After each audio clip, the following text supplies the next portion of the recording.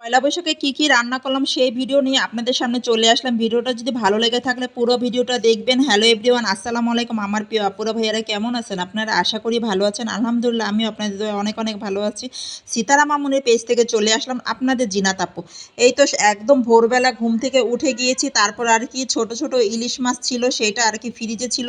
সেইটা আর কি হলুদ মরিচ লবণ এবং সরিষার তেল দিয়ে মেখে রেখে দিয়েছিলাম। তারপর আর কি এখন ভেজে নিব। ফ্রাই প্যানে একটু সরিষার তেল দিয়েছি, দিয়ে তারপর আর কি এই তো ভেজে নিচ্ছি। এখন দেখা যায় যে মাঝখানে আর কি তেলটা বসে না, এর জন্য আর কি আমি ফ্রাই প্যানটা চেঞ্জ করে নিয়েছি।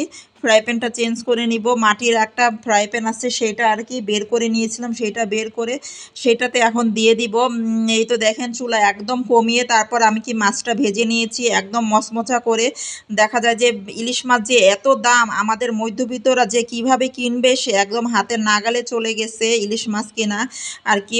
তারপরে এই যে ছোট ছোট ইলিশ মাছ ছিল সেইটাই আর কি ভেজে নিলাম, কিছু করার নাই। এই তো তারপর আর কি শুকনা মরিচ ভেজে নিয়েছিলাম, সেটা ভেজে আর কি একটু মরিচ ভর্তা করে নিয়েছিলাম, আলু ভর্তা করে নিয়েছিলাম, পান্তা ভাত দিয়ে সবাই খেয়ে নিয়েছে। তারপর আর কি দুপুরবেলা চলে আসলাম রান্না করতে।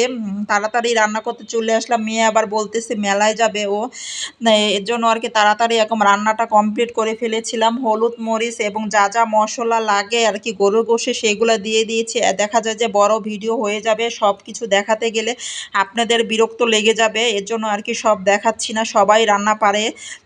এই তো তারপর মাংসটা কষিয়ে নিয়েছি, সুন্দর করে কষিয়ে আর কি আলু দিয়ে দিয়েছি এবং চুই ঝাল এবং রসুনটাও দিয়ে দিয়েছি। এখন জিরার গুঁড়া দিয়ে দিলাম, চুলাটা কমিয়ে অন্য চুলায় বসিয়ে দিব। এখন ফ্রাই প্যানে আর কি মাছ ভাজা ছিলাম, সেই ফ্রাই প্যানে আর কি আমি এখন বেগুনটা ভেজে নিব এক এক করে।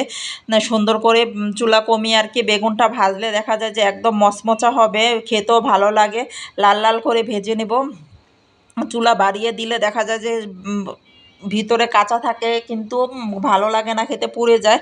আমি একদম চুলা কমিয়ে তারপর ভেজে নিয়েছিলাম। এই তো দেখেন কি সুন্দর হয়েছে। আমার কাছে না মাটির হাঁড়িতে রান্না করতে এত ভালো লাগে, আপনাদের কাছে কেমন লাগে আমি জানি না, কিন্তু আমার কাছে যার ভিডিও হোক, আমার ভিডিও হোক আর যার ভিডিও হোক, আমার কাছে দেখতেও ভালো লাগে। যেটা দেখতে ভালো লাগে সেটা তো স্বাদও ভালো লাগবে। মাটির হাঁড়িতে রান্নার স্বাদও একটা আলাদা মজা আছে আপুরা ভাইয়ারা, জানেন। যদি ভিডিওটা ভালো লেগে থাকে তাহলে পুরো ভিডিওটা দেখে যাবেন, কেমন হয়েছে একটা সুন্দর গঠনমূলক কমেন্ট করবেন। এই তো দেখেন আমি এখন ভাতটা রান্না করতে চলে আসবো। আজকে একদম বাঙালিয়ান খাবার রান্না করব সব কিছু।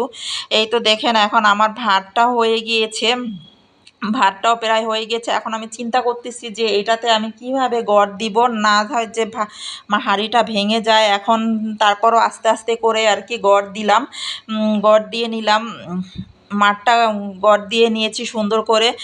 এটাতে আমি আর কোনো সময় ভাত রান্না করি না, একদিন শুধু খিচুড়ি রান্না করেছিলাম, সেই ভিডিওটা আপনাদের সাথে শেয়ার করেছিলাম।